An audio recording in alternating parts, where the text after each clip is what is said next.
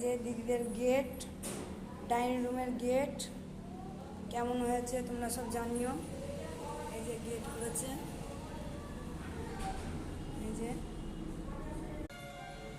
এই যে দিদিদের গোপাল, দেখো বন্ধুরা কত বড় গোপাল লাগিয়েছে দিদি। দিদির রাধাকৃষ্ণ খুব শখ, গোপালকে খুব ভালোবাসে। একটা দেয়ালে পুরো গোপাল ঠাকুরের ছবি লাগিয়েছে।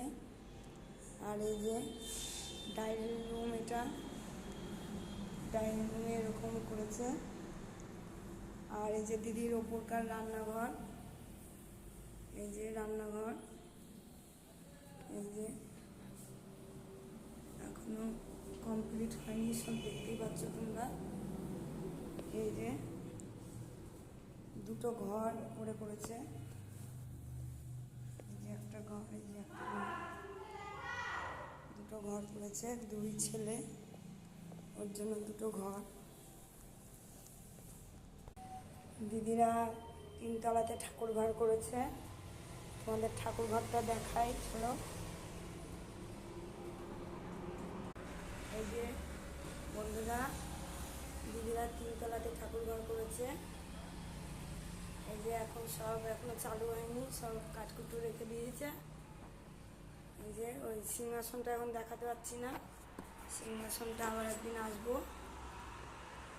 কমপ্লিট হোক তখন দেখাবো কেমন হয়েছে আমার দিদির বাড়ি। তোমরা সব কমেন্ট করে বলো, ভালো লাগলে লাইক, শেয়ার, কমেন্ট অবশ্যই চাই।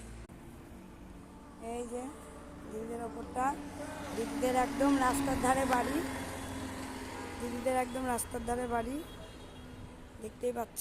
ওই সারগাছি স্টেশন দেখা যাচ্ছে, দিদির বাড়ি থেকে সারগাছি স্টেশন দেখা যায়। রাতে ভালো বোঝা যায়, লাইট জ্বলে স্টেশনের।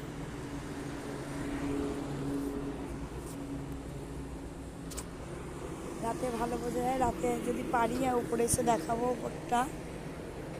এটা যে রাস্তার ধারে একদম বাড়ি, একদম বাড়ি আর রাস্তা দিদিদের সমান, দেখতেই পাচ্ছ। তাহলে তোমাদের যদি ভালো লাগে তাহলে লাইক করো, কমেন্ট করে বলো কেমন লাগলো আমার দিদির বাড়ি। আমরা মাঝে মাঝেই চলে আসি, ভালো লাগে আমার মেয়ে।